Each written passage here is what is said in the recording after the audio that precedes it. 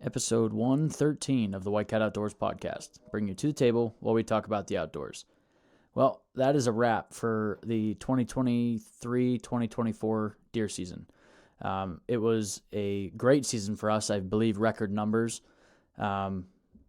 Everybody killed at camp this year, which is a first, so, congratulations to everybody for that. So basically this episode, it was kind of like a wrap on the deer camp series. We kind of just did a little overview of our year. And just a quick overview, just, highlights of the year, a little bit of the problems throughout the year, but that's hunting. If you do it long enough, there's going to be some mishaps along the way. But all in all, it was a great deer season. So we hope you guys enjoy this episode as much as we did as recording it. And been happy to have Austin in here more regularly. So we're hoping to keep that going in the future. But I'm going to quit rambling and let's get tuned in to this week's episode.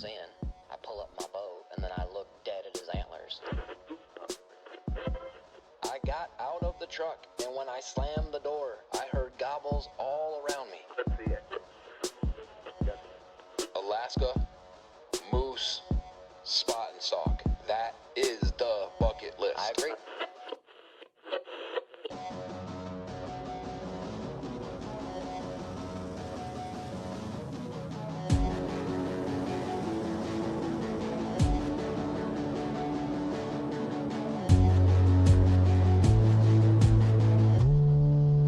White Cat Outdoors.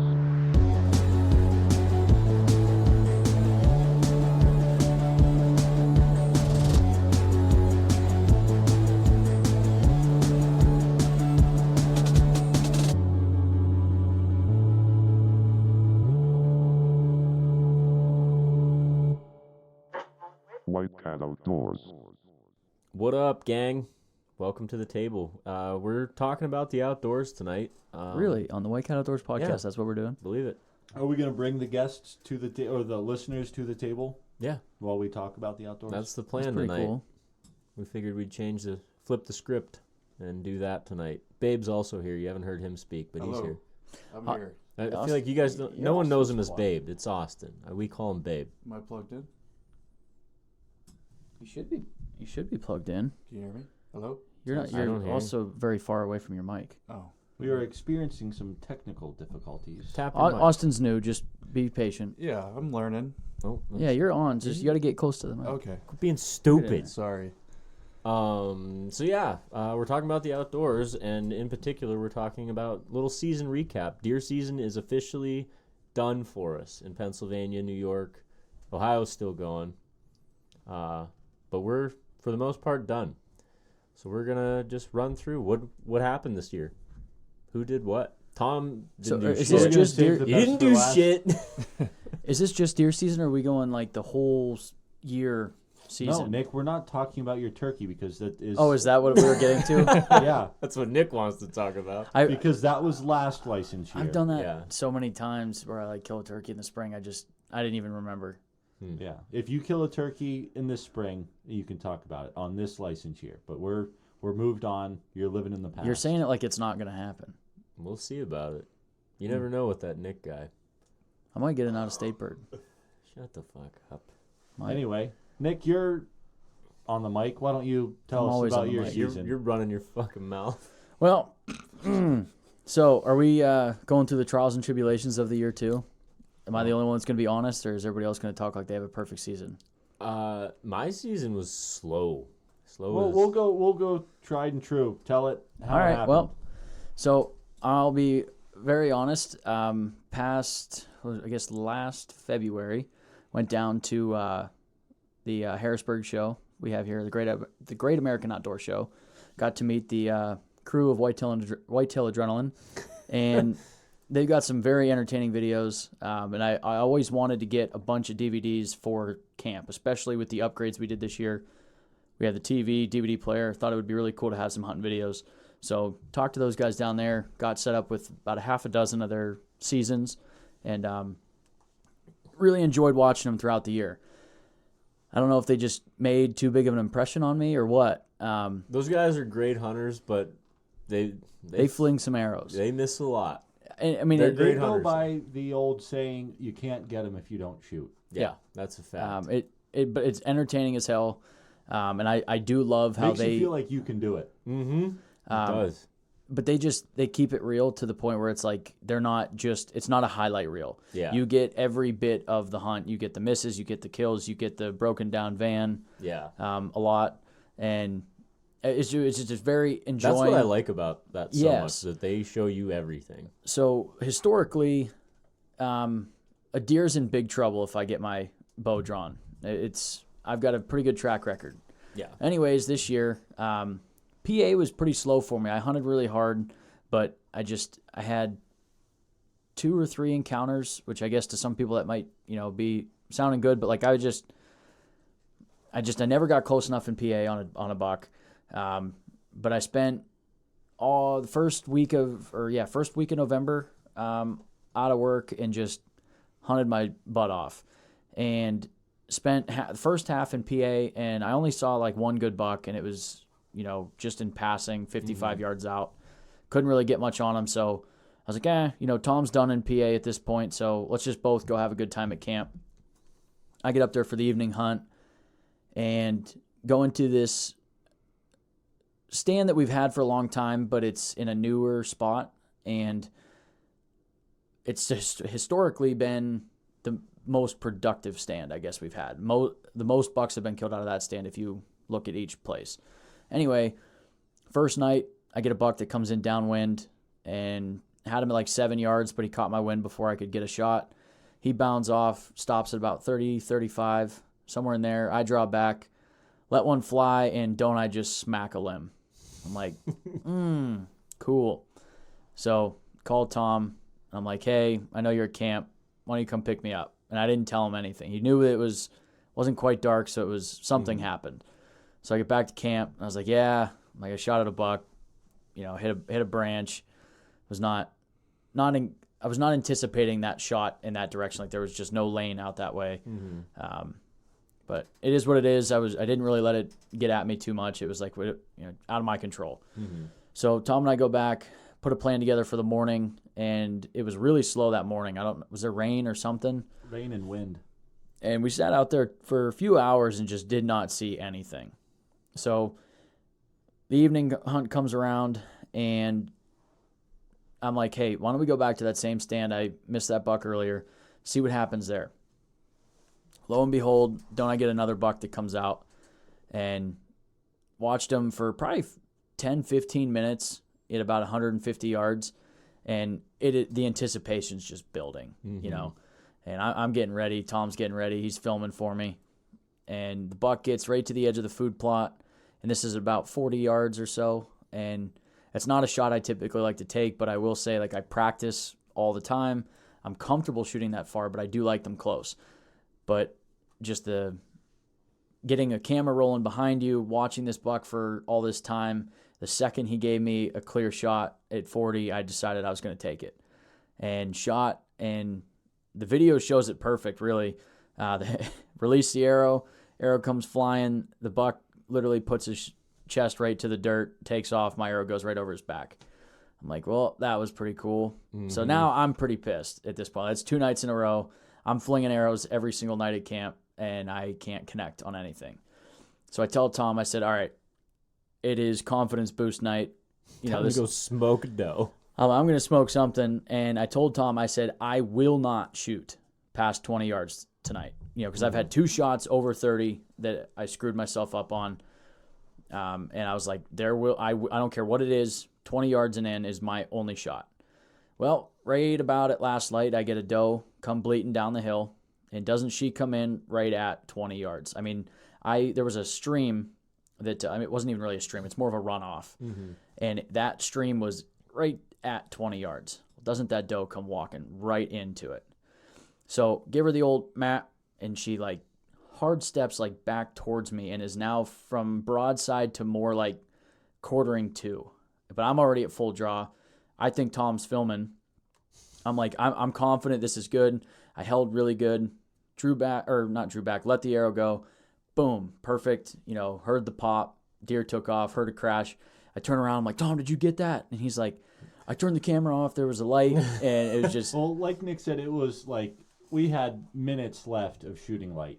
And this doe, she's coming down the hill, and it's getting dark, and I got the camera on, and it's glowing like a Christmas tree. Like the little LCD screen is lighting up my face. There's the green on button that's flashing. There's the red record button that's on. I'm like, Nick has had a rough 2 days.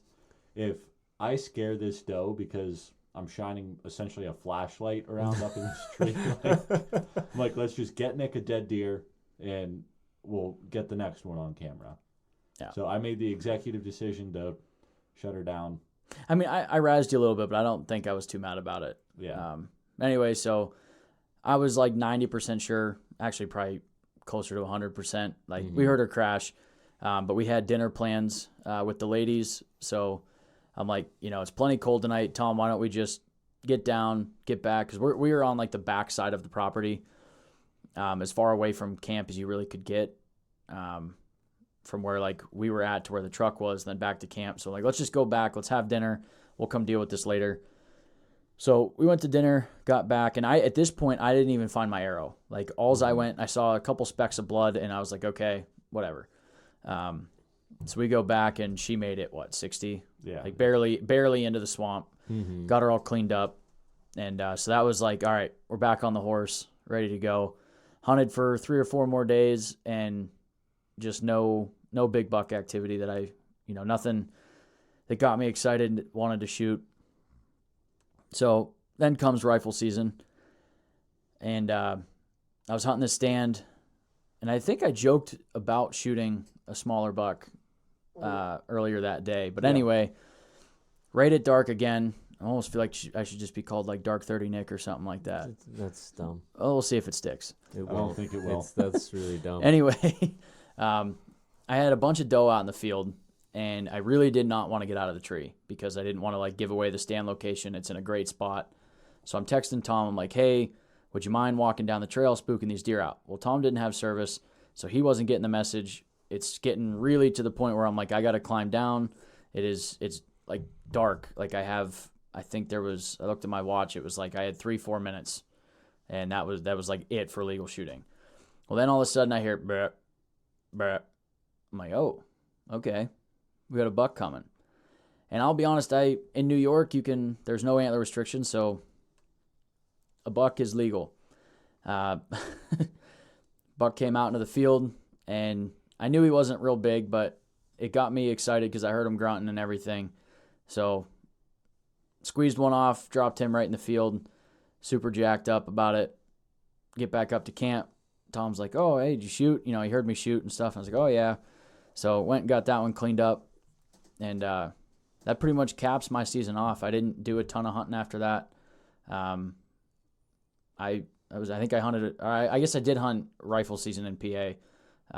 But then I took my cousin out, try and get him a deer one of the days, and just a couple smaller bucks, but just nothing. I already killed one buck, so it was like at that point I'm like, all right, time to buckle down. Let's get something big, and just nothing ever presented itself. So that's how my season wrapped up. So 2 deer in the freezer, which for me historically that's a pretty good year for me. I've had better, had worse, but I feel like that's about an average for me, so I'm pretty happy with that. Austin, you're next around the horn, I guess, if we're going we clockwise. just heard from you a couple weeks ago about your big buck. We want the good, the bad, and the ugly, Austin. Well, the season started out pretty slow. I didn't see many shooters. I mean, I hunted out of state more than in state this year, which was pretty different for me. Yeah, like I said, I didn't see much in archery, like I maybe expected, but I did get my Ohio buck, and I got a smaller one in New York. And 2 deer for me, that's plenty for where I'm at. But Tell us about this smaller one in New York. well, I didn't realize we're getting that. yeah, Getting The in. good, the bad, and the It's supposed ugly. to just be a recap, Tom. I should say We one. didn't even do a deer camp series on this one. Yeah, didn't. we didn't need to bring that up. No, I'm kidding. But I was getting pretty jealous. Everyone's shooting deer up at camp, and I had not the right mentality. If it's brown, it's down. And I ended up shooting a smaller deer, but Happens to the best of us. yeah, Yeah, we've it all been happens. there. I did it last year. Right. That you did. I was like, wow, that doe is nuts, Frank. But no antlers. Yeah. So I shot one of my biggest and smallest deer this year, which, first for everything. Yeah. You gotta do what you gotta do. Right. We were actually almost had a perfect year at camp. What do you mean? No. You dropped the ball. Because I didn't So shoot did a buck. Austin. Austin shot a deer at camp. Frank shot a I deer shot at camp. a doe. Did you at shoot a camp. deer at camp? Yeah, a lot of them. Yeah. Wait, so we did. This is the first Everyone time. shot a deer. I'm yeah. just realizing. Breaking news. This just in. I just put all the puzzle pieces together. This is the first year ever everyone in the crew killed at camp. Yeah. Now Wow. we just need to all get bucks next year. Two of us did. Yeah, well, Yeah, what do you do? How's the euro coming on your buck, Austin? The Euro? No, but maybe I'll bring that skull back up. We'll hang it up somewhere. do you actually have it? It's in the weeds, but Go find it. I'm going for that rustic look on my buck. I still got the hide on the, Hey, on I the got skull. one of those. Tom said, Nick, you can't do that. And I said, I'll do whatever I want. It looks trashy. Yeah, because Gives that off camp the doesn't raw. look trashy at all. No, it doesn't. There's already Yes. one furry buck up there. Yeah, that's one more than you need. Yeah, but you need one. Maybe I'll shellac the antlers too. That'd be a nice touch. No. See, you're okay with shellac and antlers, but I That don't really know. brings out their I quality. don't even want to talk to you right now. I'd like to get the opinion from some of our listeners what they feel about shellacking antlers and green felt over the skull cap. I'm fine with green felt over the skull cap. What about a little bit of like rope around the base That's fine. I mean that's real classy. That's like old with school. the shellac? Wait No. till you Oh, guys, the No green shellac. velvet or wait till you guys see the plaque I got for my PA buck. What's it? Yeah. It's downstairs. I'll show Oh, you. is it? Yeah. Sweet. I can't wait to see You it. just got to mount the horns on it. Sweet. Mm. Well, I guess is that what else you got, babe? Well, I I want mean- to hear about this big one in Ohio one more time, just real quick. one more time. I was going down there every weekend, hunting hard in archery. Didn't see anything. I did see maybe one shooter, late season archery. Couldn't get a shot. It was over 100 yards away. We went down there for the first week in a rifle, which you got to use a straight cartridge down there. Mm. So, first time using a 30 or a 350 Legend, got it sighted in, brought that down there. I ended up shooting this buck the second day of rifle, which was pretty cool. And everyone was down there on the lease, so we drew tags for stands. I was in a different stand I'd never been in before, and ended up making a shot on that buck. So it was pretty Big cool. old freaking buck. Yeah. Big old freaking ball. A lot of shooting going on down through those hills too that weekend. So. Was there really? Yeah, see, Yeah. it's been quiet around us. Yeah. Tom, where do we begin? No, we're saving the best for last. Yeah, No. but mine's pretty short. I mean, my archery season was.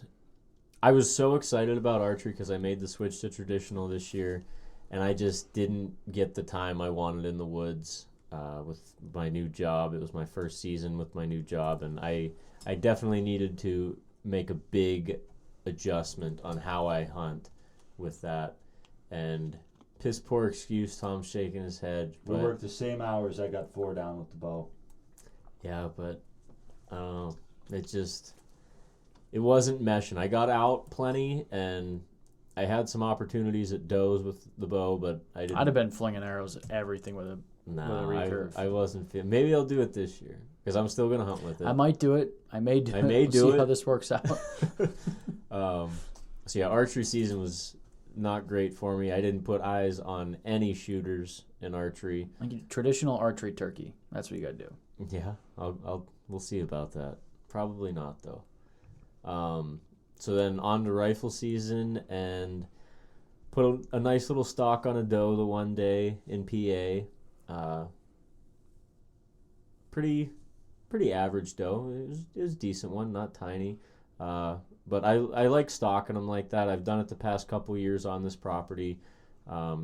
Just picking them out of the field and stocking up on them, or it's a very heavily logged property, so I like to still hunt through that a lot, and it's pretty successful for me, especially on does, and I had another good year doing that. So a lot of fun with that. And then opening day in New York, popped a doe first light. Literally as soon as it was light enough to see someone on a different property spooked some, I watched them come running down the hill, running across the swamp, and I wasn't going to shoot.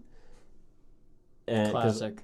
Right, that's how most doe stories start. I wasn't wasn't gonna shoot. shoot I wasn't her. gonna shoot her, but She come across and came into like 30 yards, and I had my gun up just in case.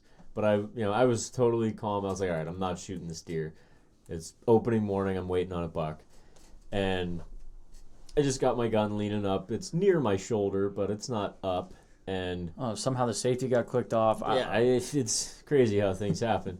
But she's walking, and she gets she crosses the path that I walked to the stand on.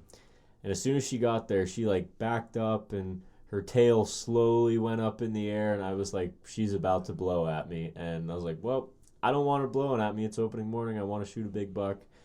So before she even got a chance to blow at me, I laid her down. And she was a really nice doe. Yeah, it was. Big old doe.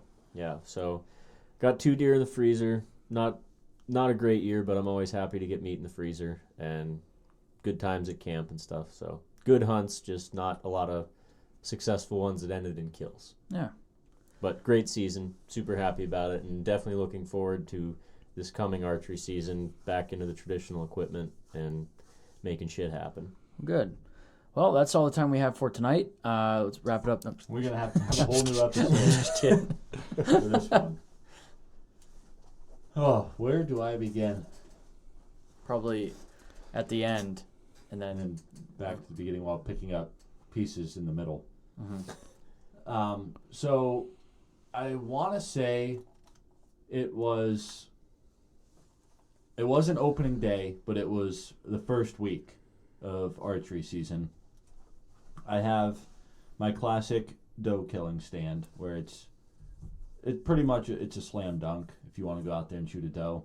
And so I'm walking down the trail and I get to the edge of the food plot and there's a little buck out there and I'm like, oh, there, I'm already moving.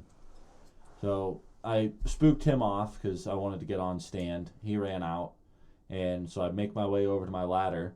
I get halfway up the ladder and I see a decent buck, probably like a 15-inch wide 8-point, out in the middle of the field. And he was like 30 yards. I could have spun around on the ladder and shot him. I'm like, it's not the buck I want.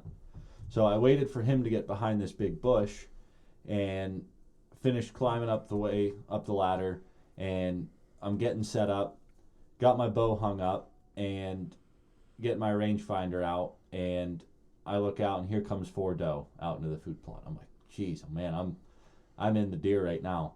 And so these deer, they're feeding, they're putting their heads down. So while they're head down feeding, I grab my bow, get an arrow knocked, and no sooner do I get the arrow knocked and release clipped on, the biggest one is 25 yards away. I'm like, this is about to be a quick hunt. So draw back, put the pin right on her, touch off, and watch my Luminoc light up, go right through the brisket, or not the brisket, the bread basket. And hell of a shot, Tom. Right through the worst spot you want to shoot one. right through the bread basket, boiler room, whatever you want to call it. And she takes off running, and I hear what I thought was a thud. I'm like, oh, that's cool. And then I'm sitting there, I'm like, well, shit, I still got like hour and a half of light. So I'm sitting there watching this flashing knock, and I climb down, I turn it off, arrows soaked in blood, I just leave it right there, climb right back up on stand, and never saw another deer until about 20 minutes till dark. And that same buck came back out into the food plot. And I'm already You give them time to grow. Yeah, and I'm jacked up. I'm almost certain I got a dead doe on the ground. I'm like, I already passed this buck once. I'm like, how cool would it be to tag out same night with a bow? So this buck, he's on edge. And he slowly, ever so slowly, worked his way around the food plot, but he hung right on the perimeter the entire time. So if anything spooked him, he was 2 leaps and he was gone. So by the time he makes his way all the way around to out in front of me, it's just about dark. So I draw back on him, put the pin on, touch the release. I hear the arrow hit him, but my Luminoc never lit up. Felt like a good shot, sounded like a good shot. He took off running, and I heard some crashing and shit, but it's hard to tell with the direction he ran because it's into the thickest, nastiest shit you could imagine. And so I'm like, all right, I think I just tagged out. So I meet the boys back up at camp, or back up at the barn, and we go tracking, and I'm like, all right, let's start with the doe. And so get on Blood, and she went 50, 60 yards. Found her. She didn't even make it into the 150. woods. Huh? I'm just kidding. Yeah, She didn't even, We're just trying to make it leave look the like food shit. plot. Yeah, she got like 20 yards from the edge of the food plot. Found her. So I'm like, all right, sweet. Now on to the buck. And we're looking around. Can't find my arrow. Can't find Blood. I'm like, this doesn't feel that good now.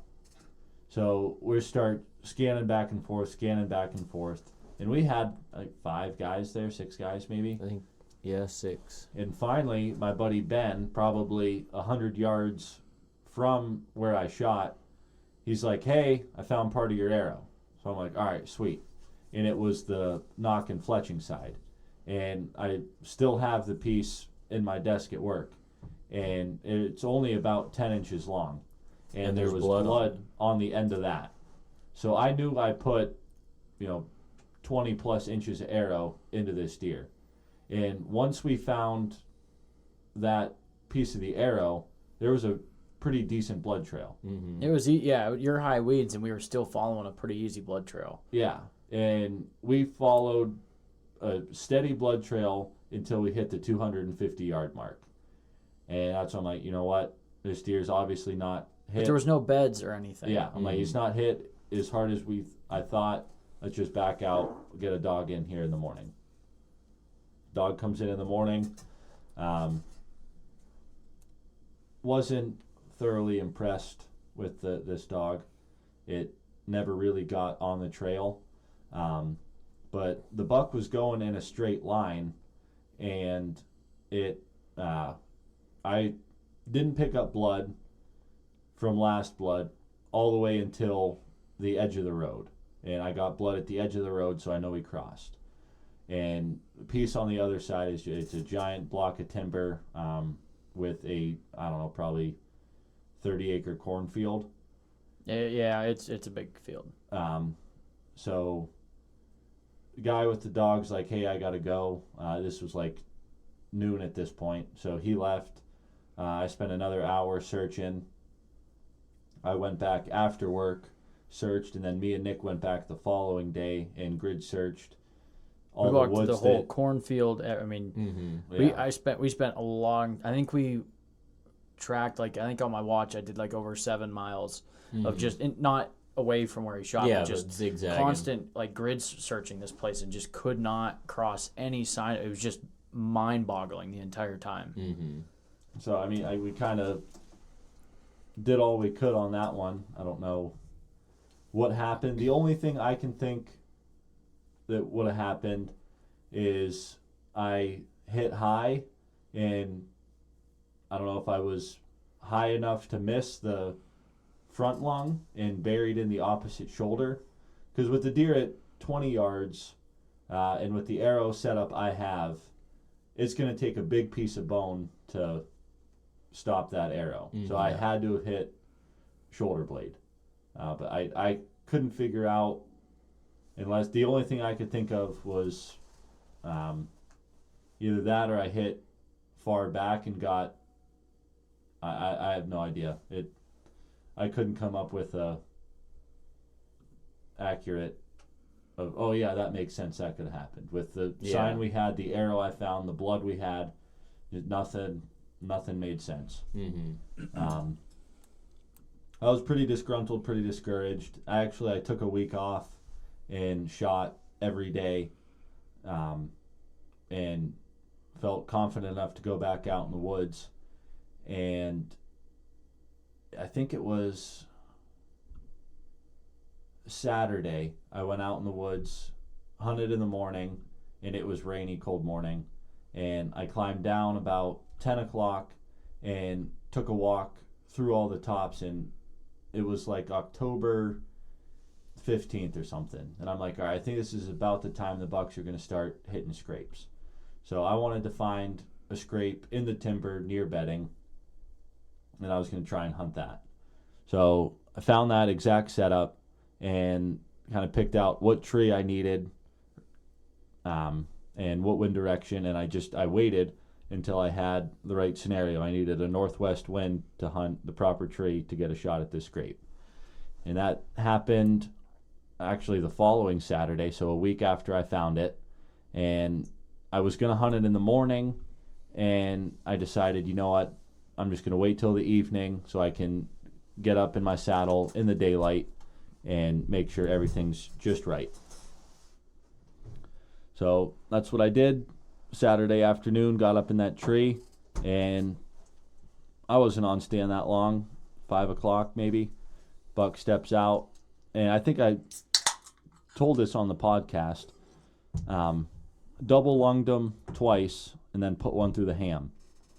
I never seen anything like it. He was 20 yards broadside, put one right through the ribs, and he just stood there and took it. I'm like, what the hell is going on? And after having a mishap like you did a week before, Yeah. you're already like kind of everything's your going through your confidence mind. your confidence is low. But I can see the red patch in his ribs. I'm like, this... He's dead, but what is happening? Yeah, and he's just standing there flicking his tail, and he starts walking away. I'm like, You're not going anywhere. hit him again.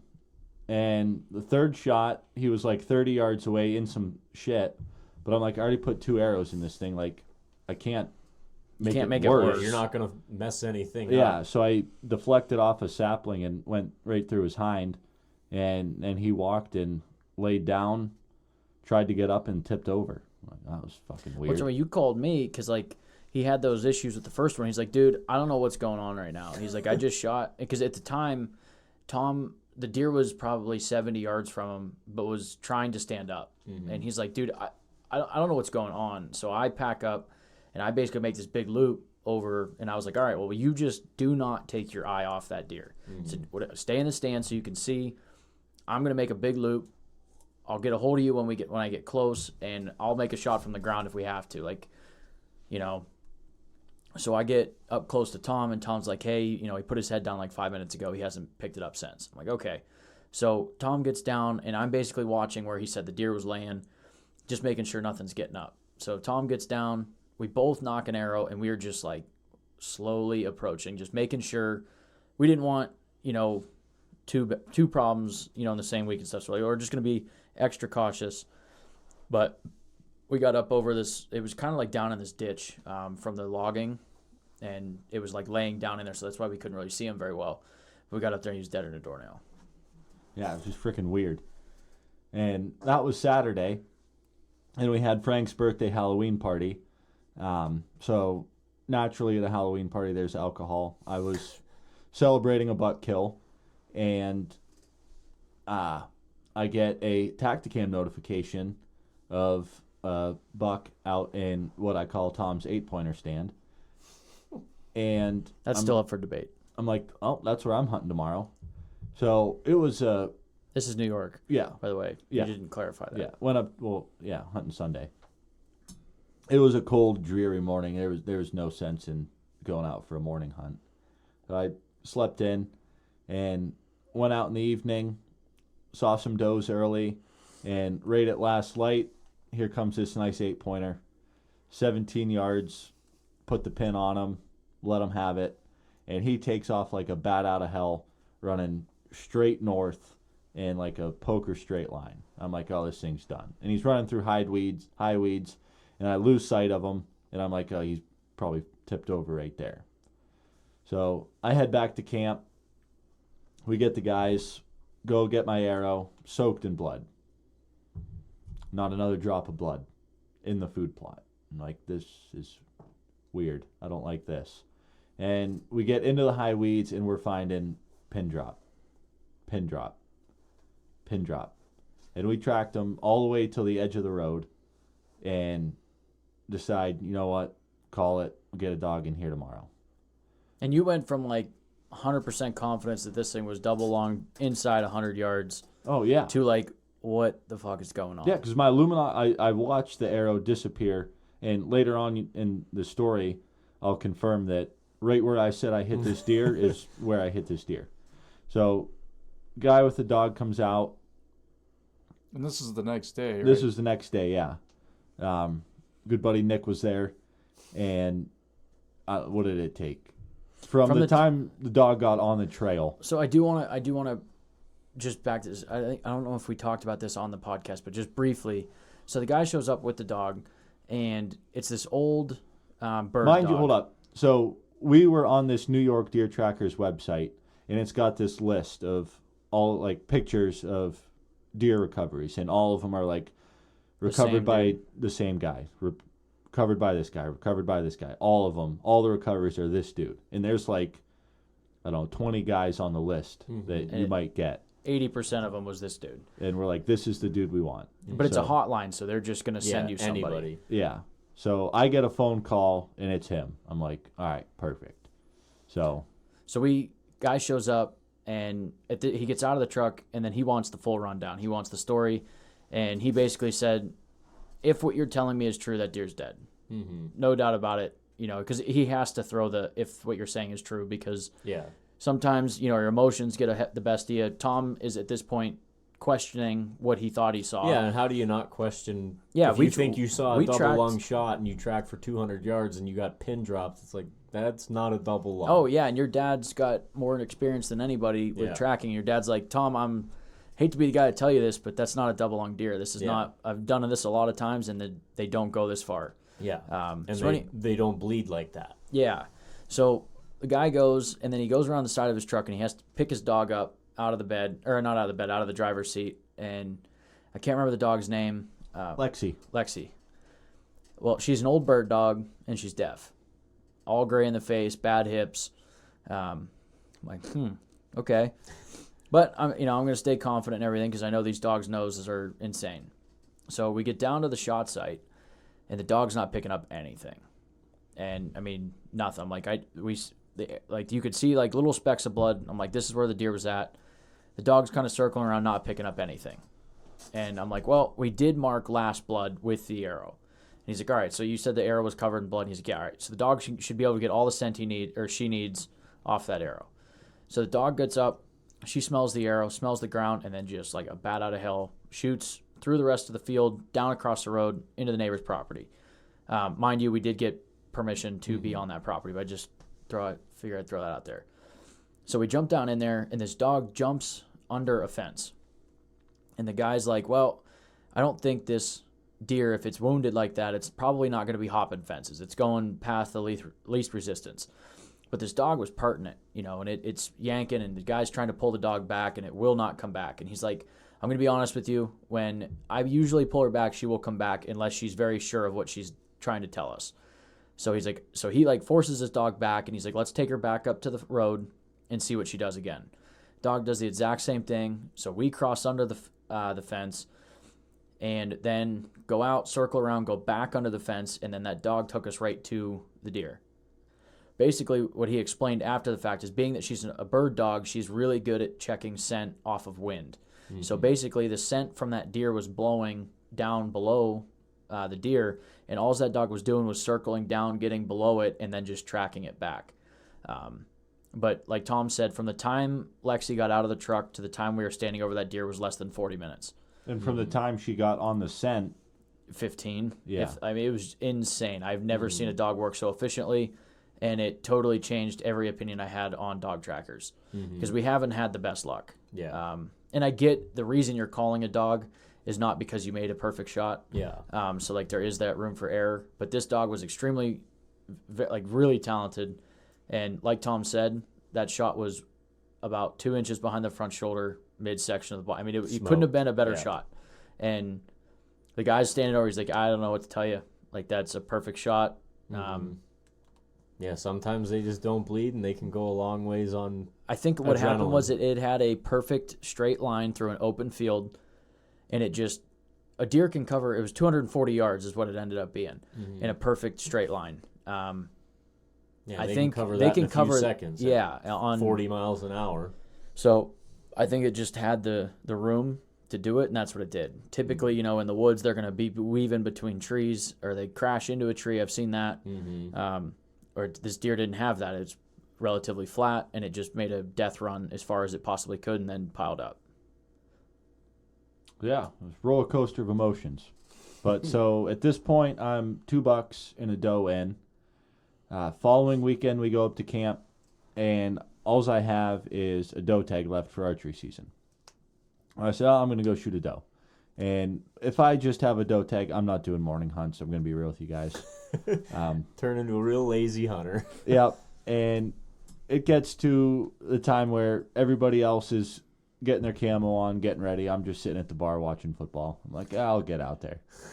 So everyone leaves. I finish up watching my game. I mosey down the road, get on stand, and passed up, I think, like 6 does before I saw the big one I wanted to shoot. And it was another weird situation. She was close. She was inside 10 yards, so I wanted to hit high. And I draw back, touch the release off, and she drops like a sack of potatoes. I'm like, Spiner? And I climb down, and I put another one in her just for good measure. And I go look at my first shot, and I was about 3 inches below the spine. Yeah, I remember when we walked up on that deer and we were looking at it and you said it dropped. I'm like, there's no way you did anything to that spine. With, Yeah. You tucked the first shot was perfect. I mean, it was just to the side of the spine and went down through both lungs, top of the heart. Like it was. Yeah. I think you just. I There was don't just know so if much inertia in that arrow. It just 'cause dropped the deer or what. Rib cages, or like the ribs, kind of connect to the vertebrae. spine, So yeah. I don't know if like I just center punched one of those ribs and just Shocked the spine tweaked it enough. just right to. I don't know. It worked out. Yeah, definitely worked. Then after So you're that, 4 deer in there yeah, and it was pretty slow for a while. for about 4 days. New York gun opener. I went up to Morrison, and I was only big buck hunting. And you get a fresh buck tag come gun season. Actually, I never even saw a buck opening weekend. And then I went up. I took a Friday and a Monday off of work. So then I went up back to New York for a 4-day hunt at Morrison. And the one evening I went out and doubled down on 2 doe. That was a fun hunt. That was a fun hunt. And yeah, so then I'm like, all right, I still got my rifle buck tag. I can shoot a buck at the end of rifle, and I still got all muzzleloader. So I'm not shooting another doe. I only had one more doe tag for 9J. I'm like, I don't need another doe. And then I get talking to my father-in-law, and he's saying how he could really go for some deer meat. And I'm like, well, I do have this tag. like if you want, I could get you a doe. And he said, oh, that'd be awesome. So I'm like, all right. So I go to this spot, and it's actually just right down the hedgerow from my 8-pointer stand. It's this beautiful stand with a really nice shooting rail, right about knee height. Tell you what, you shouldn't let me and Austin assemble tree stands with twisted tees involved. Yeah. Yeah. And it was actually just me and Frank hunting up there. And I see this. Actually, the week before, I spotted this doe that I'm like, that's a good doe. If I was going to shoot a doe, it would be her. But I didn't. And the next week, me and Frank are up there again, and out comes this big group of doe. And I'm like, that's her. So I let her feed out in the food plot for a little while, just thinking, maybe a buck will come out. And then she starts to get acting like she's ready to get back into the woods. So I pull up, squeeze off the old 6.5 Creedmoor, and she takes off like a rocket. And normally, when I shoot deer with this gun, they just pile up right there. I mean, this gun is a tack driver. And I put the crosshairs. I'm like, I'm just gonna heart shot her, drop her in the food plot. I'm gonna drive my truck right to her. It's gonna be easy as it gets. Well, that didn't happen. She took off like a rocket into the woods. She still didn't go far. No, but 60 yards, 70 yards. yeah. So I climbed down. Actually, I texted Frank and said, what did I say? I said, was that you or something? I texted you and I said, well, what was it? And you're like, oh, did you hear that? I said, yeah. Like, Well, oh, you heard that. Yeah. Oh, was that you? No, I know it was you, Tom. So Frank, he's like, all right, I'll come down and help you. By the time Frank gets there, I was already standing at the deer, and he said, hey, if you aren't going to eat that heart, can I have it? I'm like, yeah, that's no big deal. I got her open, and the heart was in pieces. I'm like, oh. Yeah, I was like, well, I guess I'm not going to take that heart. Yeah. So we drug her out, got her up to the field, and I drove my truck right to her. And then I think that was actually the last day of rifle. Yep. You and I shook hands on that doe and said, good season. I did go out a couple of times with the inline. But yeah, it was slow. I passed up some scrub bucks, spikes, and whatnot. But yeah, it was 7 deer. That's a record year for you, right? That's a record year for me. Yeah. Donated one to my father-in-law. One had gangrene. So I put 5 deer in the freezer. So should be eating good. Yeah. I'm already damn near out of back straps. So yeah, those back straps don't last long. no. So I made a, since we're talking food, and maybe since we all got deer this year, maybe we could each share a quick recipe. So I took a derivative of our squirrel specialist, Jared Larson's recipe on back straps. So years ago, Jared shared this recipe with me. You take a back strap, butterfly it open, put some cream cheese in it, wrap it in bacon, put it on the grill. It's absolutely delicious. Well, my dad wanted to run the smoker a couple weeks ago, and I got a pretty good-sized smoker, and what he was putting in there was pretty small. And I was like, well, if I'm going to fire the thing up, I might as well fill her up. So I dug back into the memories of Jared's backstrap recipe, and I was like, I'm going to doctor this up a little bit, and I'm going to put it in the smoker instead of a grill, just to... You've done that quite a few times, Frank.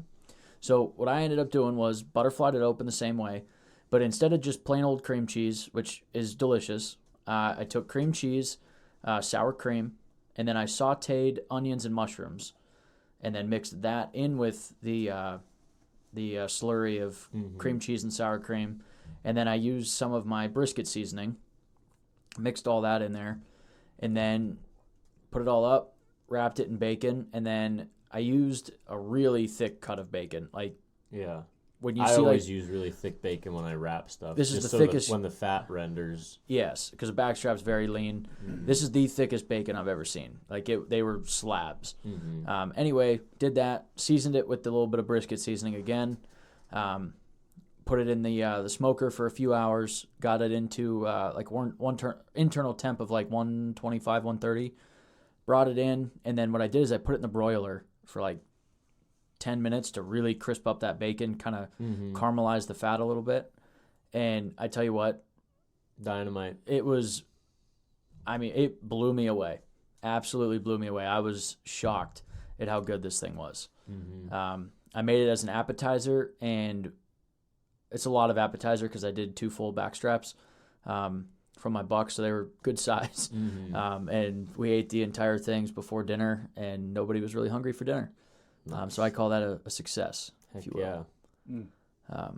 Austin, what do you got for good old This recipe? one's nothing special, but I'll take most of my deer. I'll take to the processor, and I had them grind up some burger meat. You know, you get in the little 1 pound bags. So that was cut with some pork, and so I'll take that, dump it out on a skillet, get it all fried up, and I'll just make burritos throughout the week with that. Get some good chipotle dip, pour it on top, and wrap it up with some lettuce, and it's just real quick and easy. Eat I it like to throughout do the that week. with like lettuce boats. Yeah. Like that, oh man, that's dynamite. What is a lettuce boat? It's Instead of a tortilla. yeah, instead of a tortilla, like you get the long a- lettuce, not oh, like yeah. a head of lettuce. Romaine. Yeah, romaine lettuce. Right. and then you just kind of fold it up. Oh man, that's Dude, there's a lot of crunch in one of those. Mhm. Actually, Jimmy John's does a wrap and uses the lettuce like that instead of us, Mm-hmm. and it's actually pretty good because there's a lot of crunch. yeah. But- Love me a good lettuce boat. Tommy, I think I've shared this one before, but it's one of my favorites. You take one of those bags of the assorted sweet peppers. You got like the orange, the red, and the greens, and cut them in half. Scoop the seeds out. Put a little strap or a little piece of back strap. Little slice of cheddar cheese. Wrap the whole ordeal in bacon. Put a toothpick through it, and you make up a whole tray of those. Put them in the oven at 350. Takes about 25 minutes. Once the bacon's done, the steak is medium rare, and you got yourself a delicious venison bacon popper. those Yeah, are I love it. delicious. Frank, This one actually, my girlfriend just made it the other day. It's the first time I've ever had it, and it was dynamite. Same thing. We started with burger, just fried up some burger, and got the burger to like a medium rare-ish, like just barely. kind of browned it up. Yeah, and then she took onions and like didn't slice the onions all the way, just like peeled them. Almost like a blooming onion kind of thing. No, not like a blooming onion. She took every layer of the onion off, like just kept Like an taking ogre. whole layers. Yeah, exactly, like an ogre, Nick. But you just kept taking the layers of the onion off, so they were still intact. They just had like one slice on to open it up, and then we took rice and that burger and seasoned it all up and stuffed those onions, wrapped them up, put them in the oven for. Oh, they were in the oven at 325 for about an hour and a half, and just baked them. So with the some onions were nice and soft then. Yeah, they were very soft, and put like she made up some sauce. I don't remember what all she put in the sauce, but it was like a red sauce, and oh my god, those things. It's almost were- like a stuffed pepper, but a stuffed Yeah, it onion. was. Yeah, exactly. That's It sounds like exactly. it sounds like a stuffed onion, Yeah. like a pepper. but Mm-hmm. Yeah, it I do was- love a stuffed pepper. stuffed peppers are like my favorite food. I like stuffed mushrooms. Stuffed mushrooms are good. You stuff anything, it's Yeah. gonna be good. I like stuff and stuff. Yeah. Anyway, Well, on that note, that's the recap there. yeah, hell of a season, boys. We all did pretty dang good. Like I said, I'm cool that I realized, sitting here that the first year we've all put one down at camp. Want to thank everybody for all the work that we do up there. It would not be possible without all the help. It's you guys all see how much it takes to keep that property going, and Yeah. Austin joined in a little late, but he's kind of seeing the fruit of our labor, but he understands, looking back at the album, what we came from, and where we're heading. It's not quite Ohio, but we're getting there. But yeah, so I guess on that note, heck of a season, and here's to another one. Congratulations to everybody on their seasons this year. Hope you guys had a blast, and we're going to keep doing this podcast for a little while longer, hopefully a lot longer. But you guys all know what to do. Get outside.